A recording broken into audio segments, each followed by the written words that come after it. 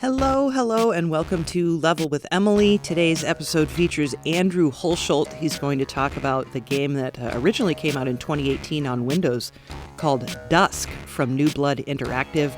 And then just last year in 2021, they released a little prequel to Dusk called Dusk 82. Now, the original Dusk is a Quake-like first-person shooter, so it's like retro, pays homage to all of those shooters from back in the day, those early first-person shooters. And the music for the original Dusk is like this epic orchestral metal, like symphonic metal with like loud guitars, bass drums, but also orchestra and stuff like that. And it's amazing. But what Andrew Hulshult did for the little Dusk 82 prequel is he took all of the best songs from the original Dusk and converted them into chiptunes, like 8-bit versions of these symphonic metal tracks. And it's absolutely wonderful. Like, it makes me smile so much to listen to it because it's just like the best tongue-in-cheek 8-bit metal. It's wonderful. So in any event, Andrew's going to talk here in a moment. Please do take a moment to subscribe to the YouTube channel. That helps us out, of course, as you know. And be sure to check out our Patreon page, patreon.com/level, to find out more stuff. In any event, here is Andrew Hulshult talking about Dusk and Dusk 82. So Dusk was basically spearheaded the retro FPS revival that we have now, which is like insane to think about, because it was just like, it was me, Dave Oshry, and David Szymanski. It was just three people who wanted to build something cool, and David Szymanski had all the groundwork, and he was like, I really want to do this thing that's like Quake. And I was like, I love Quake. And so does Dave Oshry. And I'd known Dave Oshry for years, and Oshry had gotten a hold of him and was like, yeah, I think we can make something cool here. And he got a hold of me and said, hey, I think I got something that you would really enjoy. And he shows me a build of it, and I was like, this is, all the pieces are here. It looks like exactly how I remember it. While leaving out some of the things that maybe wouldn't age so well these days. And and he goes, why don't, do you want to do a soundtrack for this game? I think we're only going to do I think it was originally slated to have like between 7 and 9 maps. That's it. And then we're going to put it on Steam. Wow. And I was like, yeah, sure. So we started working on it. And like, as I'm working on it, I'm like, it goes from, this is a cool, little project, to this could be something much bigger than I think any of us understand. And I think like as the project went along, that started to become more evident for everybody. But basically, like, just to reel it all in for the music side, on my side, I started noticing that I was giving like way more than I normally would for like projects. Like I try to give everything I can for a project, right? Sure. Someone hires you, they want you for you because you do something cool, which is great. I'm thank goodness. Like, I'm so glad that people like my music like that. It's awesome. I hope it never changes. Yeah. But there's something about the connection that I had growing up with those games by like John Romero and John Carmack and old guard id and, old guard 3D realms and that stuff, where I just made this connection where I was like, oh my gosh, this is tapping into something that I don't understand what it's doing. And so I really poured a lot of me, like my own personal struggles and everything with the last 4 or 5 years, because they weren't going so hot as far as my career, into that game. And it started showing up more and more, where I would listen to these pieces and I'd be like, oh my gosh, this is like really moving for me. Like, it's just everything I'm doing feels like a record I would make for myself. That's the best way I can explain it. Yeah. Like, if I was just making a record for myself, that's what it would be. And Dusk is very much a product of that. And so we go through the first chapter, we get done with it, and we're like, this is really good. And we reassess, and we're like, you know what? We need 2 more. Like, well, this needs to be a complete thing. So like a few months in a development cycle turned into like a year and a half, 2 years, something like that, where we built out the game for Long Throw. And it went from, here's this thing that kind of sounds like a 9 Inch Nails record, to this thing that just morphs into something completely different by the time it's done. Like it goes from, hey, you guys remember, um broken or head like a hole, and it goes, well, I hope you like Meshuggah too. So like it's like the cars just driving around and all these different like industrial and metal influences, but also I wanted to make sure that the atmosphere was there and the tension that I remember from games like that, just unsettling stuff because you're going to all kinds of weird places. So the atmosphere was just as big of a part of it as the heavy metal side. But anyways, we get through that entire development cycle and we push it out, and we were blown away by the success. It still sells really well. The soundtrack sells every day. Like I wake up in the morning and I'm like, oh my gosh, it sold another handful of copies last night. Like it's crazy. Like I'm glad that I'm a part of like an intellectual property that is like this, that has a life, and like I hope that it can continue to spawn a life of its own going forward. We'll see. Well, it clearly but basically did. Yeah. Well, yeah, but what I'm talking about is like, like future sequels and stuff like that. And like when I'm like 50 years old, there's some kid who's asking me like, how did you make the soundtrack? And I'm like, I don't fucking know. Like, but like, I get to sit there with like a whiskey in my hand and I'm like, yeah, I'll be your advisor. Yeah. That's the dream job.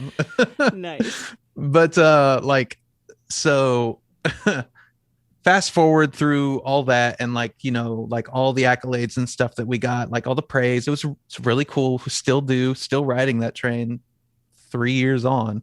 Wow. 4 years almost. And David came over to Dave Oshry during a meeting one day and said, I got this really cool little thing that I'm doing. It's like a little 8-bit thing that I think, it's just a game I wanted to create, and I think we can tie it into the Dusk IP because it's just real small, fun, and cute.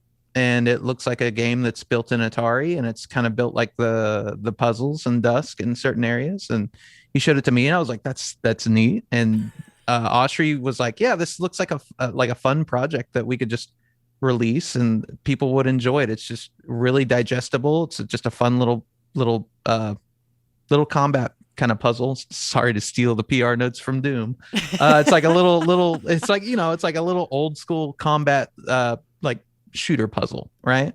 Yeah. And the idea that we had originally was we just need like some kind of chip tunes with it. And then Dave always has the moment where Dave, the producer, Oshry, always has the moment where he says the thing that I'm thinking, but I don't want to say it out loud.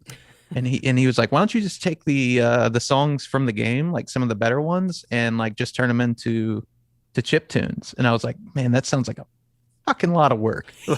like some of that stuff is really atmospheric, and I have no idea what you want me to do with that. Like, good luck. And I was like, God, and like I always do with him for the most part, most of the time, sometimes not all the time. I went, shit, he's right. Okay. I know this. He said it out loud. Now I need to say it out loud so that I do it. It's actually, we used to do that all the time. We're like, I said it out loud, so now we have to do it. And basically, I just started kind of picking out the ones that I felt like fans would feel like is most memorable. Yeah. And just started plugging them into like plugging in what I remember from the notations into like it's like a emulation of a Moog Model D. It's a real basic, just using sine waves, right? Yeah. Not really doing anything else to it, but that's the synth I feel most comfortable with a lot of times. Not the hardware, it's just virtual. I wish I had a Model D. but like just playing with it in a really basic sounding synth, and then just doing a little bit of processing to make it sound a little bit older, right? Yeah. And so I just started recreating these things and sending them over to Dave and David, and they were like, this is fucking cool. Like, yeah, just do this. This is great. This is perfect. Yeah. And they're just recreations of the songs from Dusk that were the most memorable ones, the ones that got the most plays on Spotify, the ones that got the most purchases on Bandcamp, the ones that show up on YouTube the most behind like talks and stuff like that. Mm-hmm. I scoured through all that and just picked them out and was like, okay, these are the ones that I think people will enjoy the most. And yeah, it was they just kind of came to be like that. We had this really crazy idea originally where we wanted to put it through a tape machine, which I've got this old Tascam 238 over here. Nice. But like the heads on it are really messed up. And I sent it through it 2 times and it came out all wobbly and sounded terrible. And I was like, it's something, like it's some kind of result. Yeah. So those renders are sitting around somewhere, but yeah, like, yeah, it was interesting. I rebuilt all those by hand. I didn't take anything from the original MIDI sessions. I didn't do anything like that. I listened to the songs, how I grew up playing Metallica in my bedroom. I was like, what did I do here? I'm just listening. And then I went, oh yeah, okay. And then just rebuilt it there. Drums, synths, faking the guitars, that kind of stuff. Wow. But yeah. Yeah. It's fun. I mean, I have a million questions, but one of my favorite transitions between the original and the 82 version is Unquenchable Anger. Oh yeah. Because it's like really pared down from the original. And I'm just curious, it sounds like it was a challenge no matter what, but to you, what were some of the more challenging tracks to kind of adjust into this different style? That one was actually the first one that showed up. I think that was the easiest one. Oh, really? Yeah, like because like when we were I'm just pulling up the Dusk 82 thing because I'm terrible about title names. I'm awful. No worries. I always have to, yeah. That was the very first one that I made that I was like, yeah, this'll do great, no problem. Okay. And so that one came out like no problem because that was the first one that I was like, I remember that from development being the milestone moment, that song in general being the moment where I was like, I can do this. Okay. Because it sounded like an old Trent Reznor record. But like those guitars are really on point. Like I worked really hard. I mean, like I hope people get that, It's not just me being like, yeah, the guitars are perfect. And everybody's like, the fuck is he talking about? Yeah. But like they sound like that direct in JCM Marshall sound that they used on Broken and the Downward Spiral. That sounds just like really grainy and really like it's ugly, but it's also impactful. Yeah. And when I found that mix and how to make it sound like, oh yeah, that sounds like that could have come from that era, but like it's a little more produced. There's a little bit more punch to it. I was like, oh yeah, this is a template I can take on this record and make it work. And so like that was the first song I went back to because that's where I was most comfortable with. Okay. I hold that one really near and dear. Nice. It's such a great track on both versions. I mean, oh, thank you. All the versions of all the things are great, but one of the things, like I grew up not listening to a lot of metal, but always loving it and wanting to know more about it, but kind of being taught, Satanic Panic and all this. It just wasn't really encouraged in my household. Let's put it that way. Yeah. And, I like begged for an electric guitar when I was a kid. And I mean, in a lot of ways, my life would be very different, I think, if my mother had actually given me one. But I think, it's just always been like something I've really been fascinated by. And one of my favorite things about, certain metal, I guess, is how silence is so important to the whole process because it's wall of sound, right? And then it's these chunks where you're like leaving just brief beats of total silence, which up against the kind of dirtiness but yet almost quantized perfection of this wall of sound from the guitars and the bass and the drums. So I guess tell me about making that happen in both versions, just bringing that out in an 8-bit version especially, I'll tell you 2 versions of it. The first one I'm going to do is going to be technical babble, which is if you can use silence as a tool, it's awesome because if you have very low floor noise and you can go to that silence where it still feels like you're in a room, like maybe you have some kind of room noise in the background that sounds like, I'm in a room. It doesn't sound like there's just nothing happening in the headphones. There's something being processed. And then you go to kick drum hitting, guitars hitting, and bass hitting all at the same time. And you have a really musical selection of a compressor. it's going to sound like someone's smacking you in the face. And I love that. That's why I love going to something that's really just building and then silence for a second and then just dropping the hammer like that. I like just on a listener. But you have to make sure that whenever you do drop that hammer, you do add something really colorful on top of it that makes them go, oh, okay, that was worth it. You know, because if you just drop the hammer and then you just go back to what you're doing, it's like, the fuck was that for?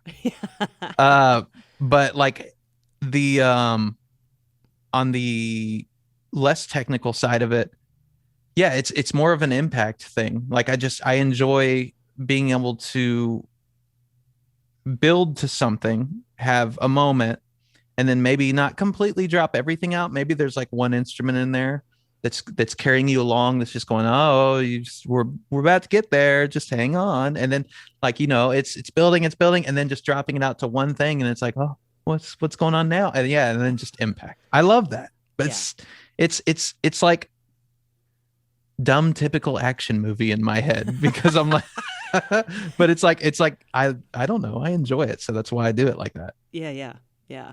Silence as a tool is great. It's so good. Now, talk to me about on the original soundtrack. Is that all you on guitars, drums? Are they real drums? Are you playing them on a keyboard? I mean, it sounds real to me, but everything sounds real to me these days. So, yeah, it's all really well done these days. Yeah. So how'd that go? No, the drums are all fake. Like, well, Wow. not fake, but like the drums are all programmed, but they're programmed in a way because that makes them seem real in areas. Sometimes they're not meant to sound like that real. Like on some of the stuff where like Unquenchable Anger is not meant to sound that real. Although it does sound like those snares are convincing at times. Yeah. But the way I'll do drums, just to stay on that topic for just a second, is I'll select a kit that I like that I think sounds really good, right? Like that's the first thing I do when I get on the internet once a month is I'm like, what new drum kits are out that someone's built, that somebody's mic'd, that sound great? And so I'll go try a couple out and I'll maybe find a new one that I like. But I'll take a drum kit like that and then I will start doing the part that no one likes to do, but they probably should, which is, okay, I have this great drum kit. I don't really like the snare. The kick's okay. And whenever I play it all together, it sounds good, but it doesn't sound great.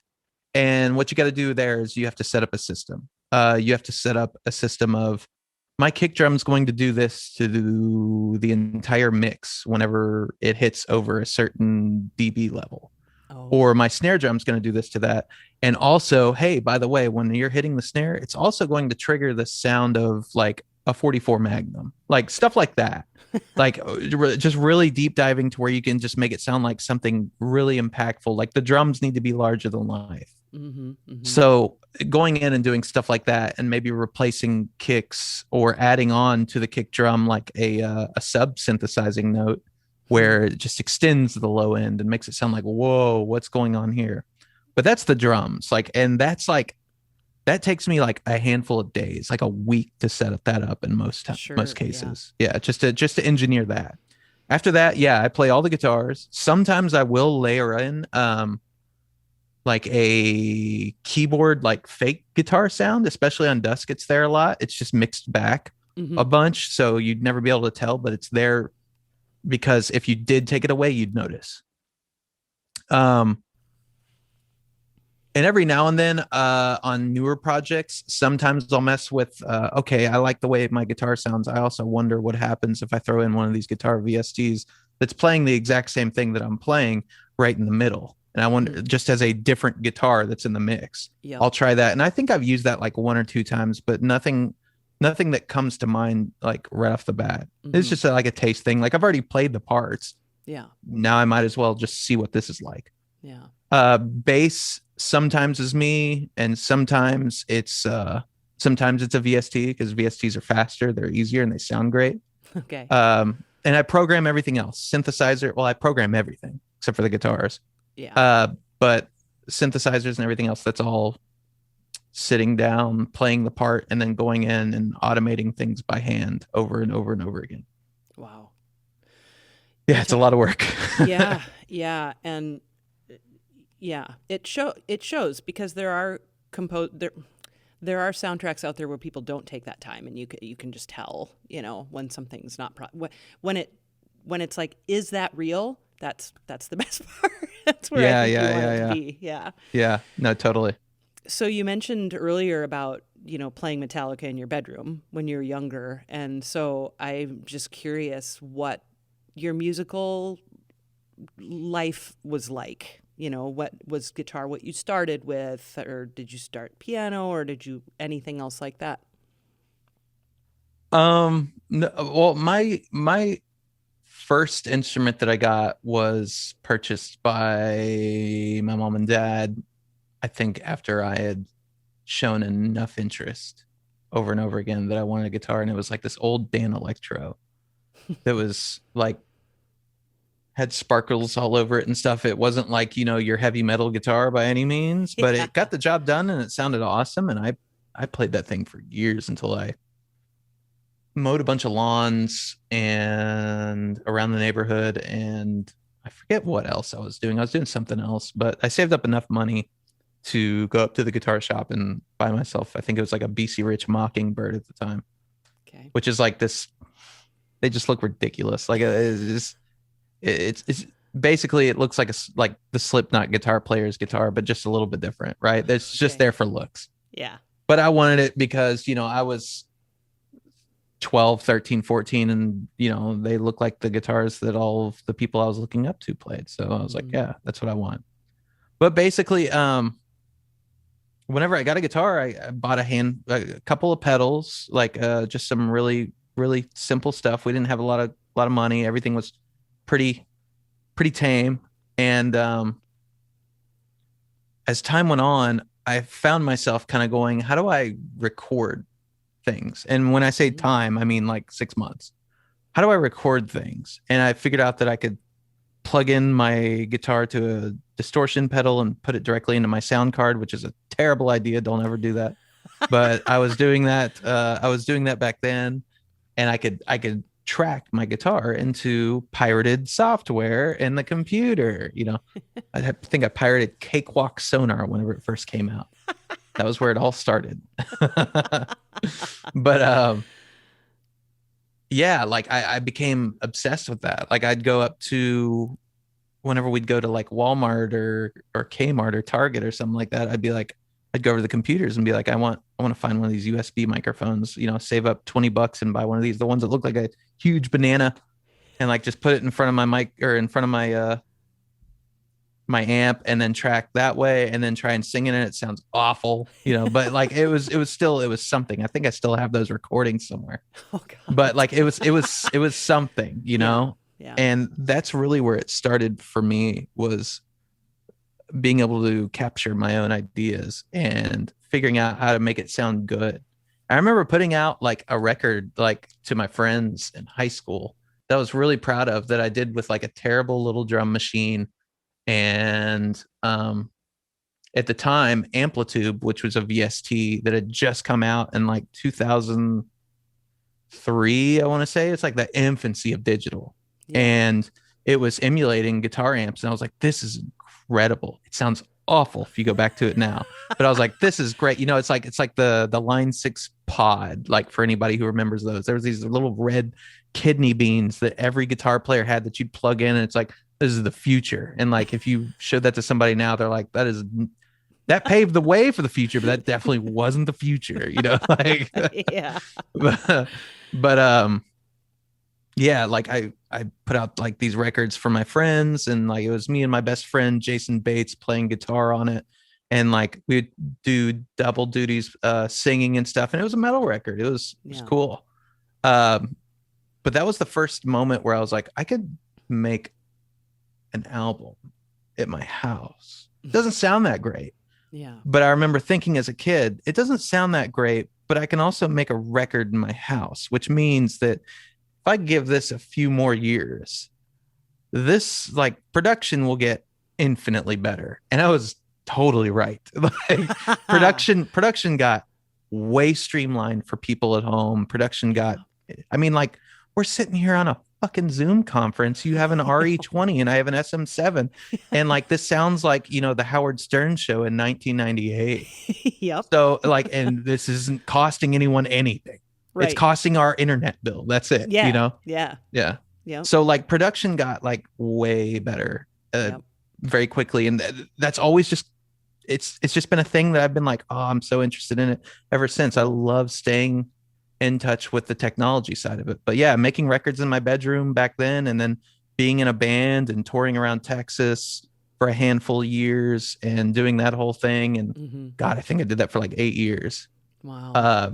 So, cutting your teeth that while holding a job and maybe going to school, and the whole thing where it's like, hey, not sleeping, I'm drinking a lot, yeah. That it's that whole thing. Yep. And then at some point it just turned into, you telling me I could make records for the things that I enjoy with my most downtime, which is games.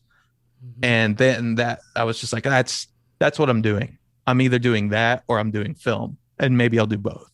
Yeah. And that's where it came to be. Amazing. Yeah.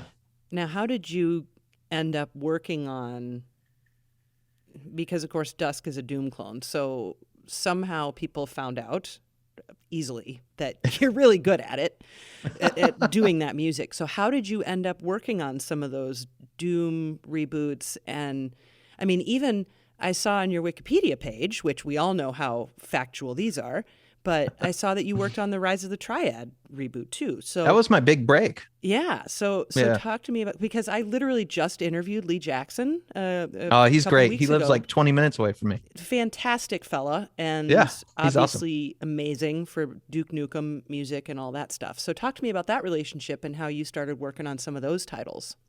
Rise of the Triad was the first project that was out in the public consciousness that I was attached to, that had enough people on it where it was like, oh, you could kind of springboard off of this if you really wanted to. Yeah. That was 2011 when we first started development on that. And that came from a group of modders who were working on a project called Duke Nukem 3D Reloaded, which was done in the Unreal 3 engine. They got permission for Gearbox Software to do something with it, but then that was later revoked, I think, because they wanted to do something. Gearbox had plans with Duke Nukem Forever, and they didn't want that IP getting mixed around. And it's understandable, in hindsight. At the time, we were like, oh, what the fuck? But, if you're a huge company and you're like, yeah, I'm kind of betting the farm on this one, you don't want the public perception to be, why is this game better than this? You don't even want to give it a chance. Yeah. But whenever we got shut down on that, Apogee Software, Terry Nagy and Scott Miller got a hold of me, got a hold of Interceptor, the company at the time, and said, we want you to make a reboot for Rise of the Triad. And we were all like, cool. We all remember that game. Awesome. Yeah. Like, I loved Rise of the Triad. It was goofy. And it had fucking killer music. Like, Lee Jackson knocked it out of the park in that game. Yeah. And I think that was his first game that he actually worked on. I could be wrong on that. I think that was the first soundtrack that he was like, that they were like, hey, write the music. And he was like, okay. And it was like, oh my God. But I might be wrong on that. Yeah. But they asked me, they were like, could you redo this music like in like a modern style? And I took a listen to it. I was like, oh my gosh, this is going to be really tough. I was like, well, obviously, what direction are we going? They're like, well, we were thinking like, rock and stuff like that. And I was like, yeah, I can do that. That's going to be interesting, taking that violin solo that's going on right there and transposing that, Yeah. But I don't have the chops for some of that stuff. So there's a lot of editing there. But that was the first project. We did that for about 1.5 years, almost 2 years. And that project changed my life. That was what showed me, you can make this a profession. Everybody involved. It was cool. It was a great experience. Yeah. And also it was like, it came during a time whenever I was having some really, really big problems personally. So it really lifted me up. And like, I was like, oh man, yeah, this can work. But yeah, that project funded Interceptor for a few more years, and they went on to do a handful more things, and then they did the 3D Realm stuff, and they're still kicking now. Mm-hmm. But yeah, that we went from the Rise of the Triad stuff to working on a game called Bombshell. It didn't do too hot at the time. Then did another one called Rad Rogers, which was okay. It had an okay reception. But Mm-hmm. after that, whenever you have two things where it's like, these are all right, I'm like, all right's okay. I need something good. Not good. Like that sounds bad coming from behind or from before, but like I need something with a little bit more substance and a little bit more direction. Mm-hmm. And that's where Dusk showed up. Wow. And like I'd been craving to do something like that for a long time. Yeah. And so I just threw everything I could at it. And like at the same time that was going on, me and a couple other people had left the company Interceptor, and they started another company called Indefatigable, and they're from New Zealand, and they did a medieval. And so Dusk and a Medieval, the two games from New Blood that are like regarded as, this is the retro FPS. Hey, if you want to play a new retro FPS throwback game, there's a good chance that Dusk or Medieval are going to be mentioned in that same sentence when they're going like, you should play this. Yeah. And those development cycles were done in parallel. Like I was working on a Medieval and working on Dusk. Like Dusk was by day, a Medieval was by night. Wow. And it was cool. Like everything I wanted to do, like for the last like 5 years, I did in those two games, and I was so pleased whenever the reception was like, oh my gosh. Yeah. But that led to those games being that popular, and people kind of doing the whole word of mouth stuff with some of my work led to me going over and working with Adam Pyle on Quake Champions. And like that one blew my mind because I was like, oh my gosh, Quake Champions, crazy. Because I think it was Chris Vrenna, the former drummer for Nine Inch Nails, did the first part of that soundtrack, and they were like, we want to add some more music. And they approached me, and I was like, you want me to be on the same soundtrack as Chris Vrenna? I was like, okay, and so I gave them something, and they complimented it really well. And I wanted to make sure that it was, good, like really good. Like it couldn't be something that it had to sit on the same level. It couldn't be something that people looked at and were like, Yeah. So it had to be just something a little different that sits on the same level that complements Chris's work, because, man, I don't know. Like I'm such a big Nine Inch Nails fan that whenever I saw that, I was like, it just has to be good enough. Like it has to be just on the same level. I don't want to sit here and be like, I need to be better. Like that's terrible mindset. You just need to make something that complements it. Yeah. So I did that. People really responded really well to it. They enjoyed it. I'm glad for it. That was one of my favorite development cycles to work on. Nice. Well, they're all pretty great, but like that was a really good one because Adam had some really nice words for me at the end. At the end of it, like all these development cycles, you get worn down. Like you're just like, you're like, oh, I'm so tired. And at the end of it, Adam said something to me that I hadn't heard from like a way up superior, which he was like, hey, he's like, I just want you to remind, or I just want to remind you that you did all this. This wasn't me. This wasn't my direction. This wasn't any of that. He's like, that's all in you. He's like, so you take the credit. That's 100% you, and you take that with you in future projects, and you should be proud of yourself. Wow. And I was like, oh man, because it's like a lot of times, like you don't get to sit down and do postmortems and talk about like all the work with past games you've done, because everything's moving so fast. Yeah. So for him to like take time away from id and just be like, hey, I just want to talk to you and tell you this real quick, I was like, oh yeah, that's really special. Yeah. So that was cool. But yeah, that led on to Proteus, which is killer soundtrack. I still have some stuff that I'm trying to release with that, but it's going to be kind of tricky. The Nightmare Reaper, and then right at the beginning of the pandemic, Doom Eternal. Incredible. The DLC, the first DLC and the second DLC, and that's a split job between me and David Levy. I did half, he did the other half. There's no way I could have done all that by myself. Yeah. But like we got our own levels to work on, and it came out super great. But yeah, that's kind of summed up. That's how I went from A to B. Yeah, no, that's incredible. And it's like, it's not like there aren't any metal. So, I mean, one of the things I thought of right away was Metroid when I first heard Dusk 82, right? That's cool. That's that's an 8-bit Metroid. I love that. That's where you first went. That's great. Cool. Yeah. So, there are precedents and there are examples out there of metal soundtracks and stuff, but I love that you've found this niche, I mean, it's like, it's really not that common. I mean, I can count on one hand the number, and I've been doing interviews about this for a very long time. Like, I can count on one hand how many like metal types of soundtracks I've covered. You know what I mean? So I think that's really cool. Awesome. Yeah. Also, I love how, the original Dusk, you said, was just going to start with a couple levels or something like that. And that soundtrack is 2.5 hours long. It's 2 hours and 40 minutes long, actually. I know.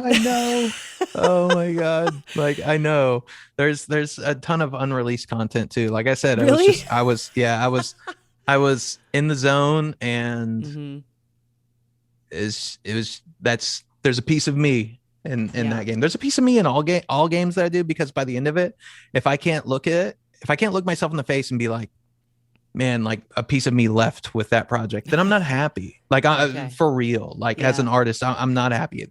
That might be almost a little too unhealthy in a work environment, because if that goes toxic, you're screwed, like you're digging your own grave. Yeah. But thankfully, all the projects that I've been in, and I've been picking and choosing them, have all been with really awesome people and awesome developers, and they're very trustworthy. And I just know when I get in a development cycle, if I go to this person and I'm like, I'm handing you something that I feel like I should put on my own record, and it's like a personal piece for me, and I know that if I attach it to this game, it's going to be really cool.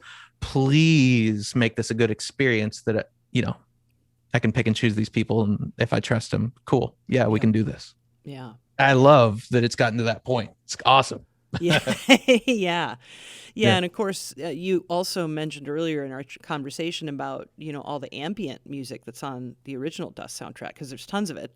And obviously, because you're going through these janky ass levels trying to kill monsters, it's amazing. David Szymanski would love that you put it that way. Yeah, I mean, it's what it is. Right? Yeah. It's so satisfying though, and my God, like, I remember the first time I played any of those games. So it's just like, I remember the first time I played Doom, and I remember the first time I played Wolfenstein. So I mean, those were right. These were the games, and so it's just that's, I don't remember where I was going with that, but it's all good. Maybe all the ambient music, because there's a lot of wandering around, right? So you got to keep their attention. So talk to me about, writing in that style as opposed to these big boss battles and things like that. Yeah. Actually, these days I look forward to the ambient more than I look forward to like the big stuff. Sure. The ambient, there's some kind of connection there that I feel like gets overlooked a whole lot with people, where they're like, nobody thinks about it a bunch, where they're like, that ambient's great. Like, people who have really pay attention do. And that audience is there for sure. But like the main audience is always looking for, the BFG division by Mick Gordon and stuff like that. It's the sound bites that are like, whoa, this is incredible.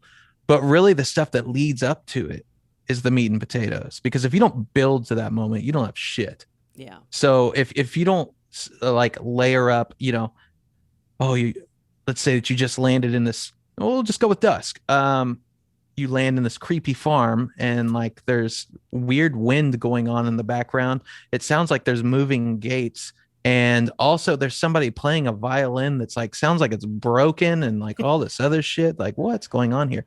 And as you move forward, some of that gets a little bit more aggressive. Maybe it's built to where around the 2 or 3 minute mark, where play tests have shown players get right here.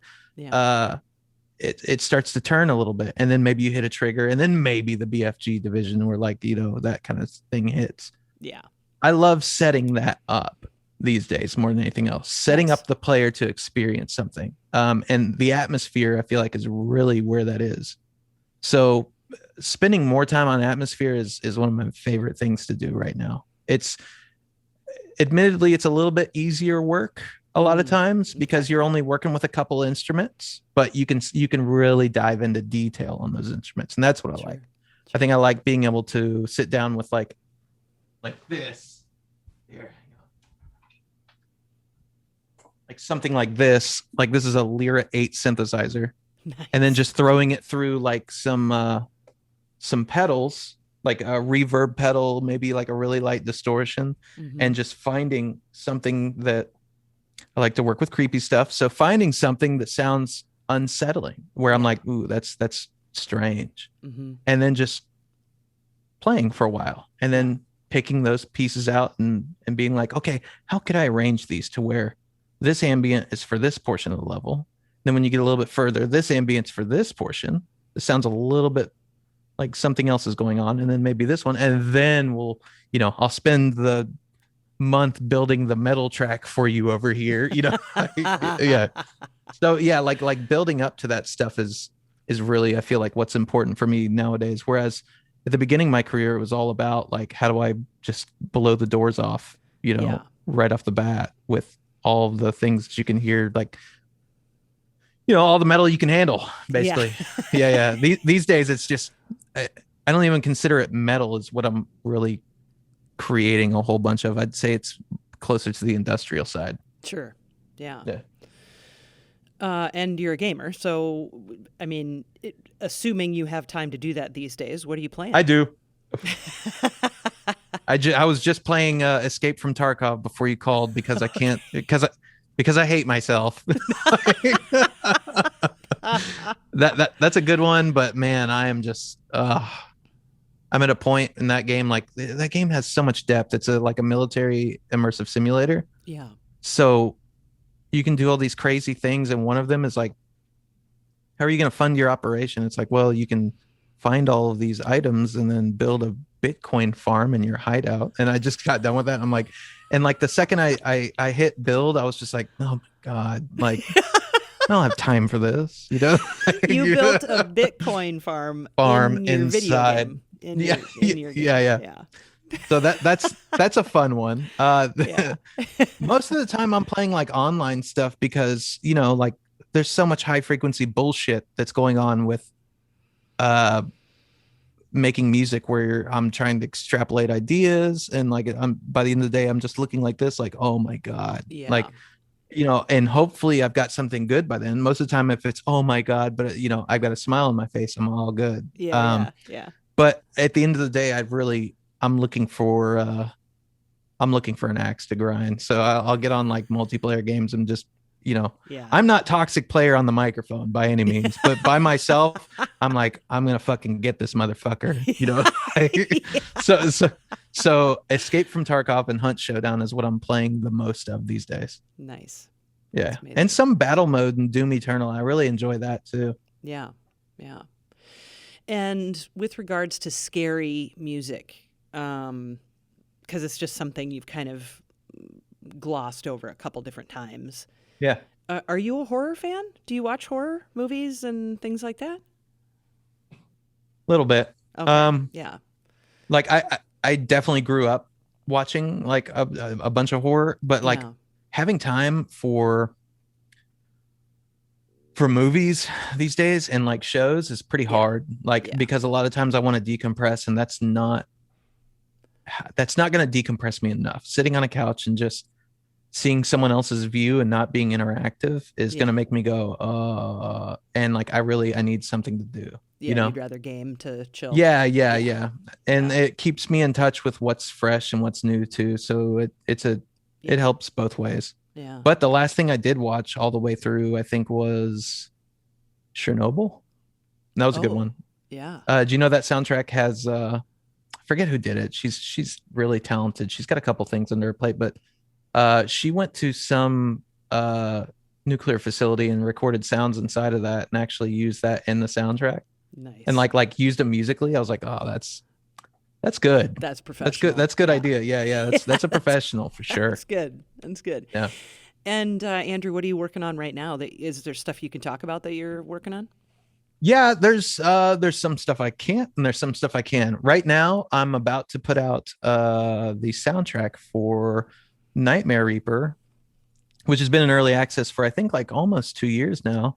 Okay. And that comes out on Monday, the 28th of March. So that game ships from early access that day. The soundtrack will be live. It'll be on Spotify. It'll be on all kinds of stuff. And nice. I'm kind of teasing a little bit here and there. So that I've got that to look forward to on Monday. That'll be cool. I'll have a nice glass of whiskey that day. Let's see. We're working on the Medieval DLC right now. The music's just about done for it. And I'm just finishing up some sound design stuff. I've got a few things. I think that's what I can tell you right now. Okay. Looking over at my whiteboard, I think that's what I can tell you. And no. Blur it out. Yeah. Career over. Yeah. And I see the cask in the background and you just mentioned whiskey. So are you a whiskey guy? Yeah. Nice. Well, like to be honest, like I'm not I was a big drinker in my like 18 to like 28, 29. Yeah. And like it just at some point I was like, I need to be able to wake up and do things. That seems important, Yeah. So but like I love making it out of things that you wouldn't normally make it out of. Like the last batch that I just pulled out, that's a 5-liter barrel over there. Yeah. And what went into it was terrible Taka vodka, like 5 liters of Taka vodka. So I just put Taka vodka. I saw like a handful of like people who are professionals like yeah, you can totally do this. And like I put in like 90 or 100 proof Taka vodka and then threw some infusers in there and let it sit for 3 months and literally just pulled the stuff out. And I was like, this went in clear and now this is really brown. And it smells amazing and it tastes great. And I'm like, this is magic. So I love just that. yesterday, I like after I pulled that stuff out, I was like, what is something else that is awful that I can put in here and maybe it'll come out good. Yeah. So I went and bought 3 1.75s of Kentucky Deluxe. I was like, this is terrible. So if it can do something cool with this, then you can do anything with these. Yeah. I love it. Yeah, I like the little science experiment side of it. My brother and my sister-in-law got me one little barrel at the very beginning of the pandemic, and I was like, "Ooh, this is interesting." And so I've just been kind of playing mad scientist with it ever since. Nice. Well, that's great. Well, Andrew, what else do you want to say about anything you've done or are going to do, or I really one thing I want to address is I really hope I can get whenever Proteus ships, I don't know when that'll be, but I hope I can get the extra music that I made for it put into the soundtrack that was already released. Because the issue was with Proteus whenever it first shipped or whenever it came out of early access was they called me and said, we need a soundtrack, built them a soundtrack. They said, perfect, that's all we need. All right, right on. And then like months later, they were like, hey, I think we should do some more music. And I'm like, the soundtrack's already out. Like, oh no. And so I'm trying to find a way where I can get a hold of my distributor and be like, can we just add these to this stuff without like, removing a SKU? Like, I don't want to remove a SKU from anything, but everything's streamed these days unless you're buying from like Amazon Music. Yeah. So I think I technically could and nobody would care, but I'm at that weird point where I'm like, yeah, but I don't want, the day I do that, the day I do that to get like, 50 emails of you fucker, like you're so anti-consumer, like no, like it's not what I'm trying to do. Yeah. So I'm trying to figure out how to put those into that release and if that's even possible. I'm not sure it's possible without removing that SKU and then putting another SKU up with everything all tied to it. But right. I'd like to address that because I've had a bunch of questions of it. Yeah, I'm thinking about it. And as I get done with a couple of these projects, I am going to come back to that and be like, okay, how do we do this? Cool. And if I have to put it out as something separate, there'll probably be something separate that's just like, cheaper that you Yeah. can grab. So that way you can still have this, and these are just extras. Mm-hmm. We'll see. Yeah. We'll cross that bridge. Yeah. But the other thing I'd like to say is thank you to everyone who buys the records, who plays the games. Like it's so cool. Like I it's so awesome getting emails back and forth like every week where it's like, oh, can you tell me how you did this? Blah blah blah. Like hey, I listened to your music while I was doing this, and it inspired me for this. And I love looking at that stuff. I may not be able to reply to all of it, but it's incredible, and like it blows my mind every time. So thank you for listening, and thank you for supporting. It's awesome. It means the world to me. Well, thank you for talking with me today. It was Thank you for having me on. Super amazing to get to know you and to hear your music, and just the pleasure it's brought me over the last 4 weeks or so is really special. So thanks, Andrew. That's great. I love to hear it.